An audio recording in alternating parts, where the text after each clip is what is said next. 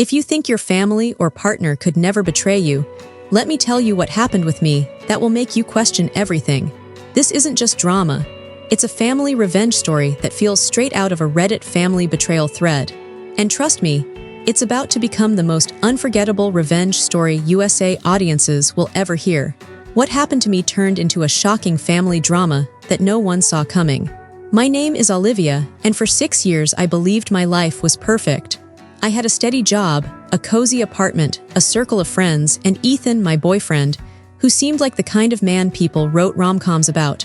We were the couple everyone admired, but like most stories that end in heartbreak, the truth was hiding in plain sight. It started small, Ethan staying late at work, taking calls behind closed doors, the kind of little evasions people justify when they're in love. He guarded his phone like a secret. Once, a calendar entry would vanish. Another time, he'd cancel plans last minute with a flimsy excuse. I told myself I was being paranoid. I didn't want suspicion to ruin what we had. I wanted to believe him. Then one afternoon, I saw the receipt. A hotel charge that didn't line up with any business trip. Then came the messages, text to a woman named Clara, flirtatious, intimate, the kind of exchange that left no room for mistaken context. My chest tightened. I felt the world tilt. 6 years of memories, laughs, anniversaries, quiet Sunday mornings, flashed like a slideshow and turned to ash. I could have confronted him right away, screamed until my voice gave out, or crumpled into tears. But something steadied inside me. Anger shifted into cold clarity. I wasn't going to be the person who begged for answers or begged to be believed. That would be a small, private end, and that wasn't enough. Whatever I did next had to be decisive. It had to matter. So I planned. I documented everything, screenshots of messages, the hotel receipt, timestamps, notes on the lies. I tracked his movements and saved every suspicious call. I wasn't interested in messy revenge born of impulse. I wanted a dismantling, public, undeniable, and precise. Ethan's image mattered to him. It was built carefully, polished for others to admire. That image would be the lever. Over the following days, I became meticulous. I discreetly asked subtle questions to friends, checked small details, and quietly archived proof. Patience was my ally, timing would be the weapon. I wasn't acting from blind fury. I was acting from strategy, because sometimes the best way to reclaim yourself is not with shouting, but with a plan. And so I waited, setting pieces in place. I felt a strange power returning to me with every step. For the first time in months, I imagined a life beyond betrayal. One where Ethan's choices had consequences, and where I reclaimed dignity on my terms. I knew the moment would come when everything I'd collected would be exposed. I just had to be ready for it. Ethan's public persona was everything to him. He was social, charming, and careful. Everyone liked him, colleagues, neighbors, friends. That's why I chose to hit him where it hurt, in the places he thought he was untouchable. If I exposed the truth in his circles, his reputation, built on smiles and clever jokes, would crumble. I began quietly. I sent anonymous screenshots to those closest to him, delicate enough to cause doubt, precise enough to be believed. I dropped hints in conversations with acquaintances who would later attend a big dinner Ethan had planned. He loved hosting, loved the facade of perfection. Little ripples became whispers. The whispering spread, and Ethan's confident stride subtly faltered. He searched for the leak, paranoid, defensive, increasingly erratic. The night of his dinner was the moment I'd been waiting for. Ethan boasted in front of guests about his perfect relationship and how life was on track, exactly the kind of bragging that makes people vulnerable. I made sure everyone there would receive proof, anonymously, and timed so it would arrive at the worst possible moment. It wasn't cruelty, it was surgical. I watched from a distance, an invisible observer. Phones started buzzing. Conversations halted. The murmur grew into full-blown murmurs of disbelief. Ethan's smile slipped. He reached for his phone, then his face drained of color as messages poured in. People glanced at him, then at each other. The crowd that had been laughing now watched in stunned silence. Ethan scrambled. He tried to laugh it off, made clumsy jokes, offered weak denials. But the receipts, the messages, the timestamps, everything lined up. Friends exchanged glances. Coworkers who'd respected him now looked uneasy. Those who had never met me before suddenly were in the loop, and the loop was devastating. Watching him unravel was a strange sensation, equal parts vindication and relief. It wasn't about getting him back or proving who was right. It was about reclaiming a life stolen by deceit. I had been patient, methodical, intentional. The victory wasn't just his humiliation, it was my restoration. After the dinner, I kept the momentum. I let the story percolate online. Anonymous posts in neighborhood groups, subtle mentions to mutual friends, and careful Reddit threads that planted the narrative in places where people are hungry for truth. I never lied. I only revealed what was real. And reality has a way of moving faster than denial. Ethan's world, once insulated by charm and secrecy, had been punctured. I didn't celebrate his fall. I simply stepped into a future I'd chosen, clear-eyed and unafraid. The setup had worked, and it taught me that when someone takes from you what you value, you don't always have to beg to get it back. Sometimes you reclaim it with intention. The fallout was immediate. Ethan's carefully crafted image shattered overnight. Friends stopped answering his calls. Coworkers avoided him at the office. Even his own family, who once praised him as the golden boy, questioned everything. Betrayal doesn't just fracture relationships, it rewrites reputations. Clara wasn't spared either.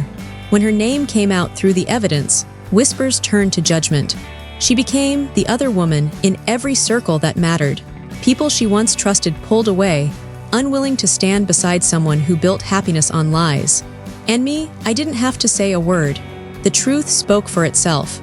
The very people who might have doubted me now saw me as the one who endured silently, the one who carried evidence instead of rumors. In the court of public opinion, silence paired with proof was louder than any confrontation. What surprised me most was Ethan's downfall. It was the way people rallied around me. Old friends reached out.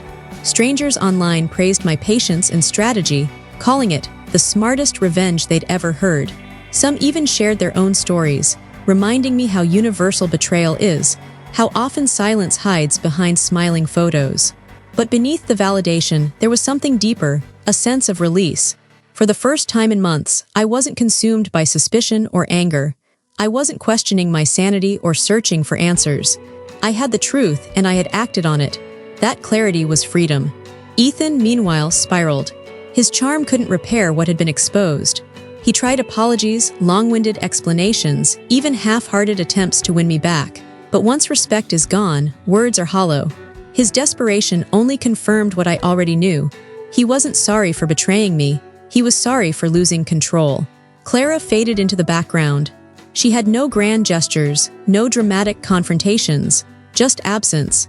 And in a way, that was fitting. People who build their worth on stolen affection rarely have the strength to stand tall when the truth surfaces. The fallout wasn't just their burden, it was my renewal. I stopped seeing myself as the betrayed. I started seeing myself as the survivor, the strategist, the one who turned heartbreak into empowerment. Revenge wasn't about cruelty. It was about balance. They had taken something from me, and I had taken it back. But revenge doesn't end in one moment. It echoes. Weeks later, I started noticing the ripple effects. Mutual friends who once idolized Ethan now kept their distance. His coworkers whispered about him in hallways, his boss questioned his integrity, and his once busy social calendar turned into silence. The golden boy had lost his shine. Clara's reputation fared no better. She became a cautionary tale, the kind people reference with lowered voices at gatherings. Every smile she offered looked forced, every interaction laced with the knowledge that people knew. Secrets are easy to live with until they're dragged into the light. For me, the echo was different. It wasn't whispers or judgment, it was laughter. Genuine laughter with friends I hadn't seen in months, nights filled with stories that didn't involve betrayal. I returned to hobbies I'd set aside, rediscovered joy in little routines, and felt the strength that comes from surviving something designed to break you. I remember one night scrolling Reddit, stumbling upon a thread titled, "Craziest Revenge Story You've Ever Heard." Thousands of people shared tales of betrayal and payback. I added mine under a throwaway account, not expecting much. Within hours, it exploded. Upvotes climbed, comments flooded in. Legendary. The ultimate revenge story. This deserves a Netflix series. And yet, the comments that stayed with me weren't about Ethan's downfall, they were about my resilience. Strangers across the USA wrote things like, "You turned betrayal into power," and "This is why patience is the best revenge." Their words reminded me that this wasn't just a shocking family drama or a juicy Reddit family betrayal. It was proof that sometimes the best revenge story USA isn't about destruction, it's about transformation. The night after the family reunion, I sat in my apartment alone. For the first time in months, the silence didn't feel heavy, it felt clean. Ethan was gone, Clara was gone, and me, I was still standing. That's the thing people forget when they talk about revenge stories. They focus on the drama, the betrayal, the shocking twists that make your jaw drop. But the true victory isn't just watching someone else fall. It's realizing you don't need them to rise. For weeks, I rebuilt. Not my relationship, not my reputation, I rebuilt me. I went back to things I had abandoned for Ethan's convenience. I started painting again, those messy canvases that made me feel alive. I took weekend trips, just me, my car, and the open road across the USA. Every mile felt like a thread of his lies unraveling. And my friends, the ones who had quietly suspected Ethan, the ones who stood by me, I drew them closer. Instead of whispering in the shadows of betrayal, I laughed with them in the open light of healing. One night, while scrolling through Reddit, I stumbled upon a post. Craziest revenge story you've ever heard. Thousands of comments. I smiled, because I knew my story wasn't just a crazy tale. It was proof that betrayal doesn't end you, it reshapes you. My post under a throwaway account got thousands of upvotes. The comments called it legendary, the ultimate revenge story USA, and some even joked it should be a Netflix series. But the best part, strangers didn't just cheer for my revenge, they cheered for my comeback. Because here's the truth, Ethan lost his shiny reputation, Clara lost her family ties, but I gained something neither of them will ever have: freedom. A few months later, I saw Ethan by accident. Grocery store, aisle 4, he looked older, heavier, drained. He saw me too. For a moment, he looked like he might say something. Apologize, maybe beg. But I just smiled politely, turned my cart and walked away. That was my closure, not words, not tears, just moving on. And Clara, she's still floating around, desperate for relevance. But I don't check. I don't stalk her social media. I don't waste energy on someone who already wrote herself out of my story. You see, revenge was never the ending. It was the bridge. The ending was choosing myself, choosing joy, choosing peace, choosing to be more than what they tried to reduce me to. So when people ask me if I regret any of it, I tell them no. Not a single step. Because the betrayal gave me the fire, the revenge gave me the strength, and the healing gave me the freedom. And maybe that's why they call this the best revenge story ever told. Not because Ethan and Clara fell, but because I rose.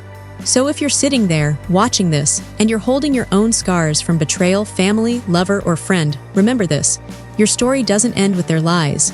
It begins with your choice. Choose yourself. Always.